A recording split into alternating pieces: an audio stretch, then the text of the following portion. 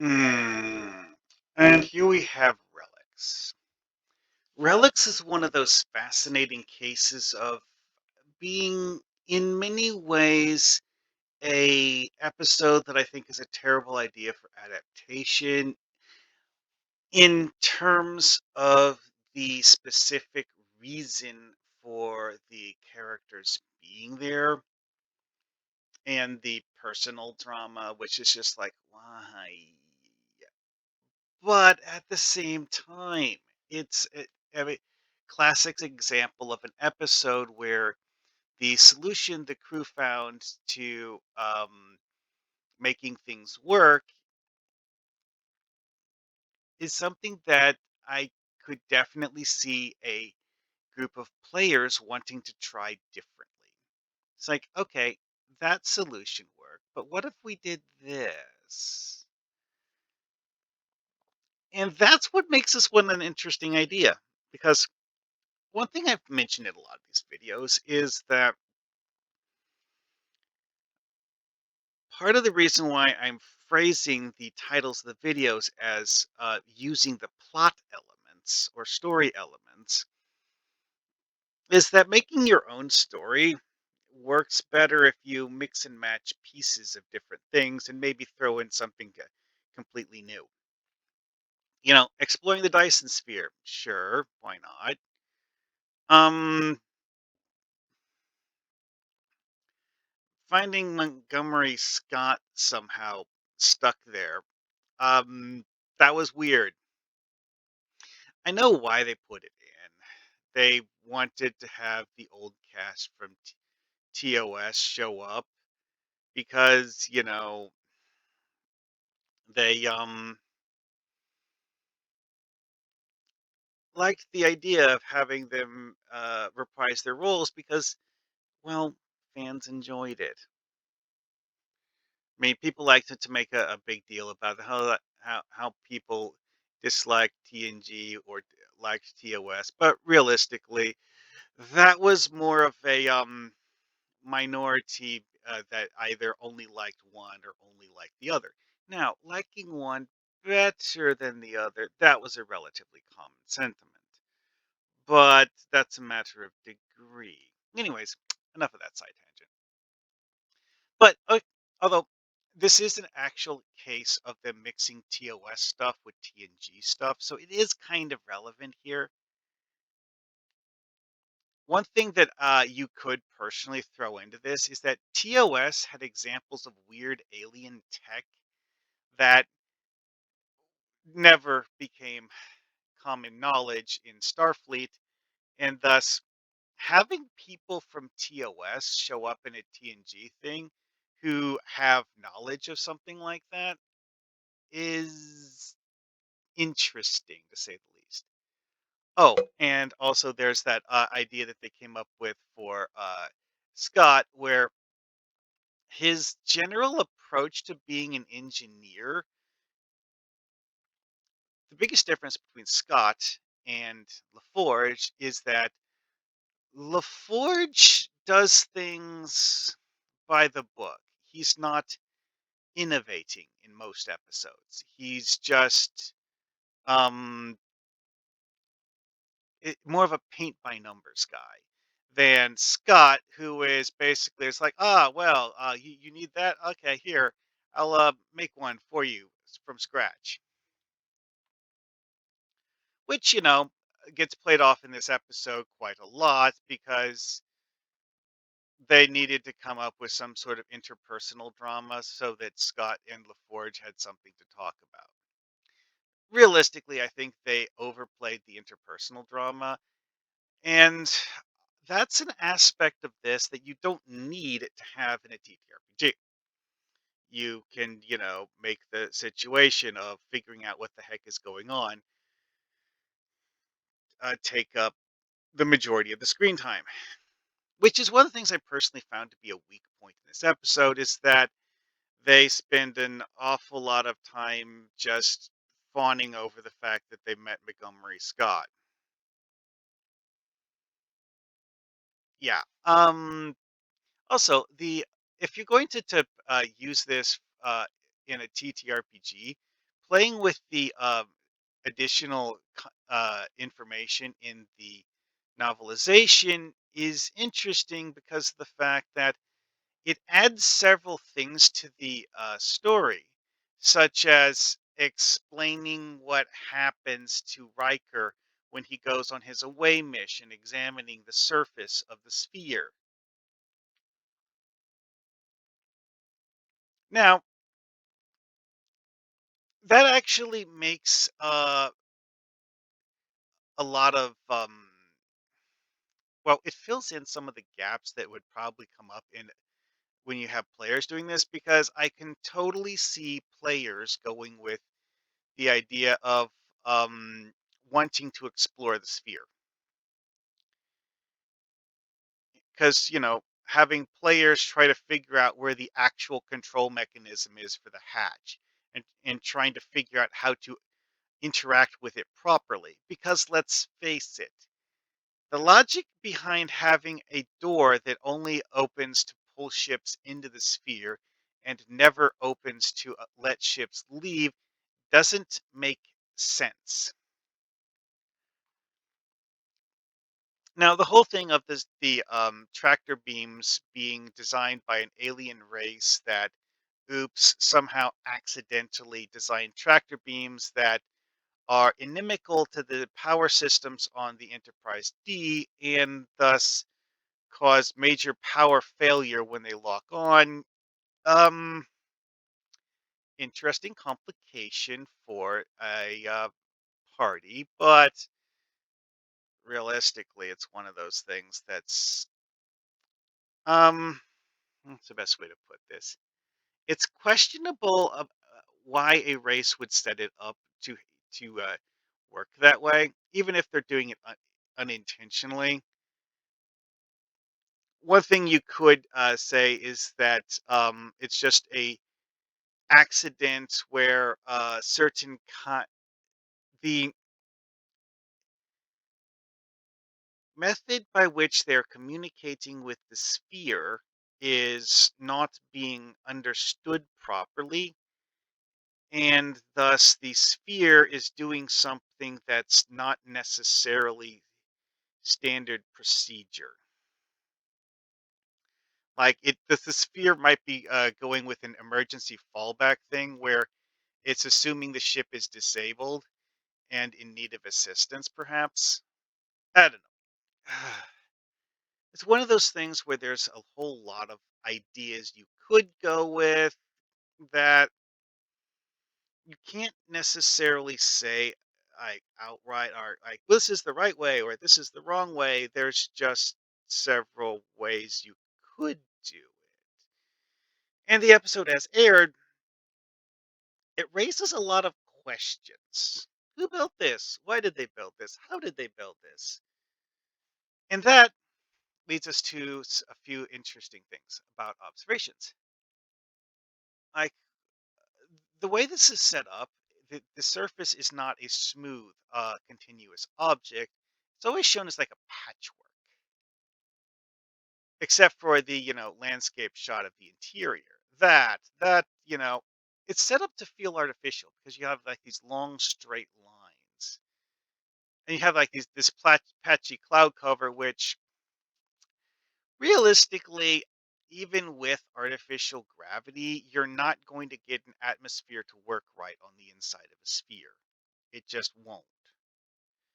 Especially having things that simulate um, cloud conditions and stuff. Nah. Also, their explanation of why the sphere was abandoned seems to contradict the way it looks because this appears to, have actual vegetation and liquid water on the surface.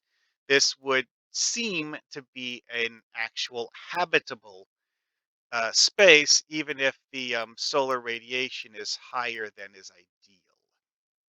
It's it appears to still be habitable.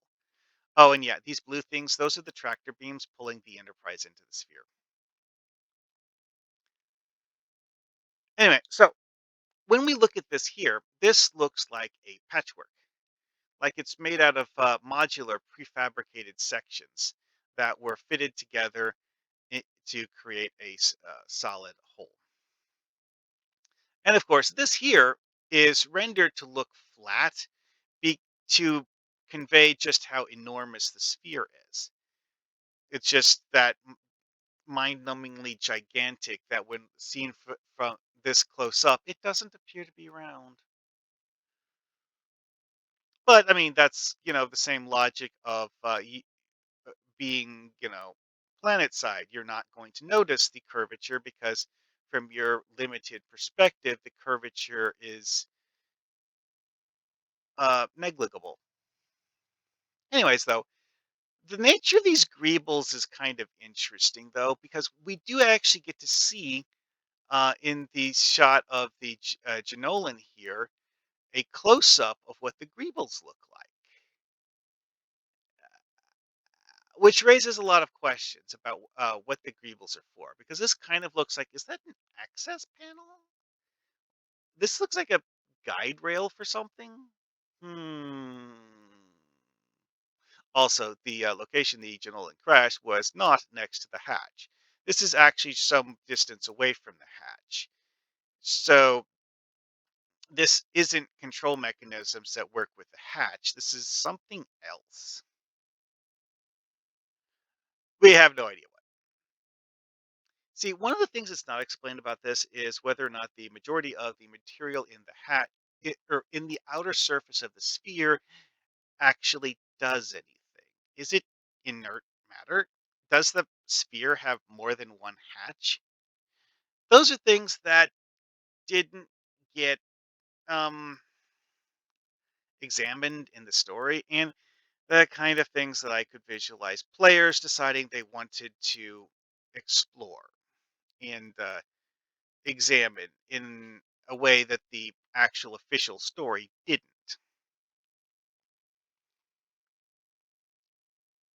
Because let's face it, it's a huge place to explore.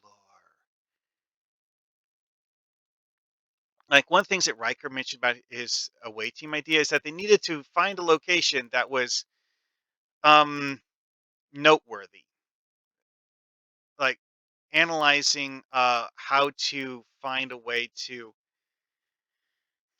get to somewhere that actually was significant because there's hundreds of thousands of square kilometers of terrain that they had no reason to believe was of any value whatsoever, and that if they did send an away team to say look at a random piece of this mountain over here, they're probably not going to find anything.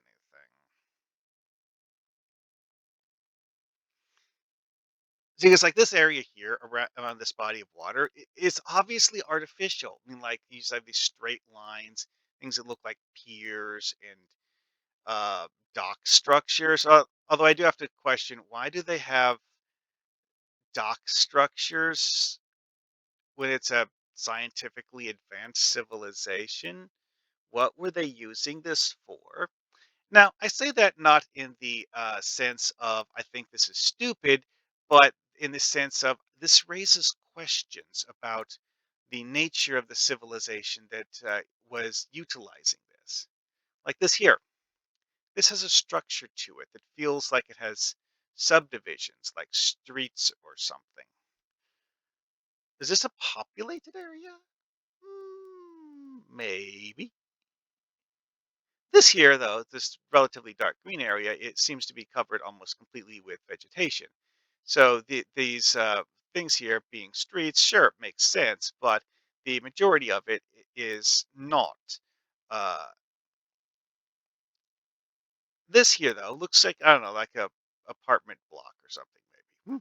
Who knows? Anyway, moving on. The most critical thing is the area around the hatch, which, okay, presumably there are in fact control structures here. And one thing that a party might reasonably end up doing is trying to figure that out. Because again, it's like we have reason to believe that the Enterprise method of getting the hatch to open wasn't really the right way of doing that, and that it was an accident that the computer responded to their hailing attempt. The catch is, they in universe never figure out what the right uh, solution is. I do think they made some sort of thing about how they attempted other things, but other than that one combination accidentally doing something, they just couldn't figure out the way that the command codes for the hatch are supposed to work. And of course, they concluded that because the hatch is made out of a carbon neutronium alloy, yes, really, they said that, it was too durable for them to be able to blast a hole in the hatch. Okay, sure.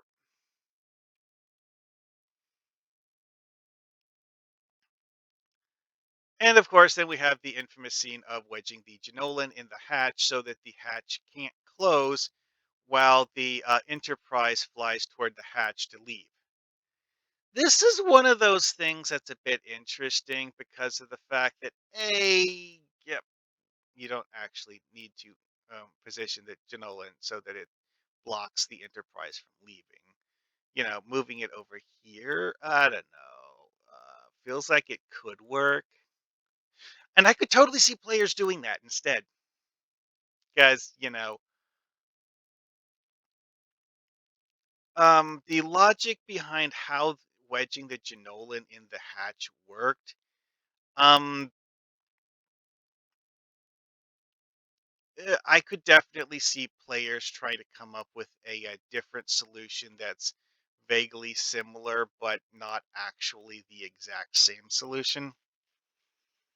And that's why I was saying this is a classic example of an episode where having players do this in a TTRPG, the players are probably going to try to come up with a better solution than the one that was used in the episode and not just, copy it, because copying it is the boring way. Also, spending like 50 years real time exploring the inside of the Dyson Sphere is probably the sort of thing some players would actually be cool with. Some, mind you, but most people would get bored relatively quickly. I don't actually think that this is one of those things that, from a realism perspective, would have played out the way it did in the show. It's like you find this gigantic thing. The Federation is going to be interested. I mean, even if all you do is build a research station on the outer surface of the thing, like the Federation is going to be interested in the mere fact that it exists. And in Star Trek Online, they did in fact have this as a plot point, is that the Federation did send a science team, and that science team had been working for years studying the thing, trying to figure out who built it, how, and why. And yeah, that got tied into something else that's completely unconnected in the actual TV show, but you know, that's the Star Trek Online version of it. Yeah, that's right. The Star Trek Online version is the Iconians did it, which, as a super tech ancient race, cool. The episode that um was aired says very, very little about that. They actually spend a surprisingly small amount of time examining the idea of who built this, how, and why. That is something I personally find to be something that players would be intensely interested in. I don't think that if you were to put this in front of players, they would be apathetic about how the gate works or who built it. And because, like, again, it's like I was thinking about the control codes, is that having the door be intended to be one way doesn't make sense. Although we are being led to believe that whoever built this is an extinct race. So, um, the fact that we don't have any information in the show about why this is an extinct race is a question players would also probably find to be interesting and worthy of exploration because how do we know beyond a shadow of a doubt that none of the members of the race that built this are still alive? We don't, actually. In the show, they literally never make any meaningful um, comparisons or anything like that. The technology used is like, huh, this is weird. And they don't really go beyond that. The nature of the construction is like, huh, what? Someone was able to do this? And they were just like dumbfounded at the idea that it's this big because of the fact that no one in the Federation has the ability to build anything that large and that the size of this construction is something that exceeds anything the Federation considers normal. Anyway. Oh yeah, also realism things. Several people have pointed out that uh, even if you only made it like 500 feet thick, a metal shell like this being constructed around a star would have more mass than the star. Yeah, Freeman Dyson, his original idea was not to make a solid shell. His, that's actually brings up a point that I'll get back to.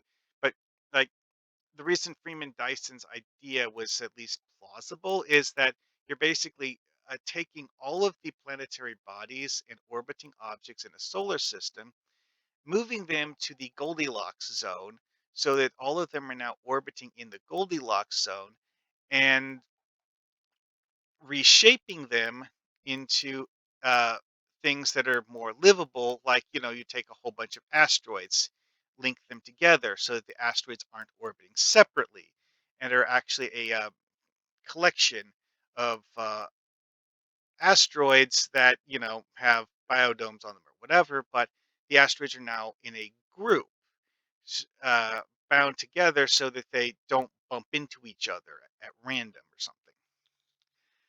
And also, that is a ring of objects orbiting at approximately the same distance, not a shell that goes all the way over the poles of the star. Anyway, though, one of the things that someone's pointed out about the shell is that having it being a fully enclosed sphere would capture the solar wind, which would mess with the atmosphere drastically because of the fact that it's kind of like 100% aurora all the time, all day long. And whatever material is being ejected from the star in the solar wind thus becomes captured in the atmosphere of the shell. Yeah, that's a thing. It would steadily increase the atmospheric density over time and also change the atmospheric composition to have, helium and hydrogen in it in greater amounts than you would otherwise have. Yeah. Um, like I said, there's several technical reasons why people wouldn't do this in real life. The fact that it's gigantic is only one of them. At any rate, though, having a group of players screwing with something like this would be kind of hilarious, honestly, just to see exactly what they would do with it. And with that, I will call this here. It's an idea that has a whole lot of potential, and the TV show barely even explored that. Something you could definitely have a lot of fun with.